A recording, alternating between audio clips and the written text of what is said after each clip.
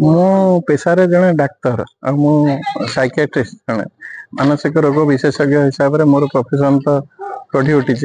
किंतु मु यही सहर रे कटक सहर रे पिलादिन मोर स्मृति घटी मोर जन्म ये मोर सब पाठ पढ़ा ये तेणु ये जो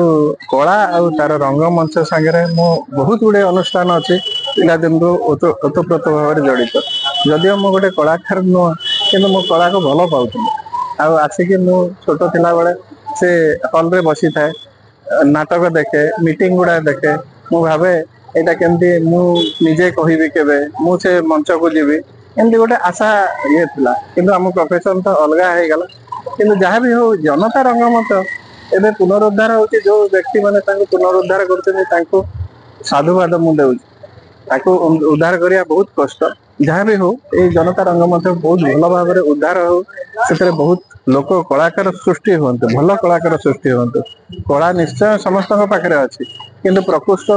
उत्कृष्ट कला निश्चय आम लोक मान पाखे अच्छी ओडिया लोक मान पाखे अच्छी तेणु से उन्नति हेले ओडिया जे कला दर्शाई पार सी हिंदी में भी दर्शाई पार जो चाहिए करें कहीं हेनी उन्नति कर डिजिटल जुग निश्चय से उन्नति कर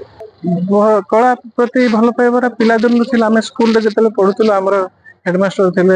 नारायण पति सी कला को बहुत भल पाते ड्रामा करने को बहुत भल पाते आम आनुआल फंक्शन होता है गोटे विराट बड़ फंक्शन होता ये सब सेमती अट्राक्शन आमर थिला तापर डाक्तरी पढ़ला बाट अलग होगला पथ अलग होगला किंतु मोर पिलादिन स्कूल आउ कॉलेज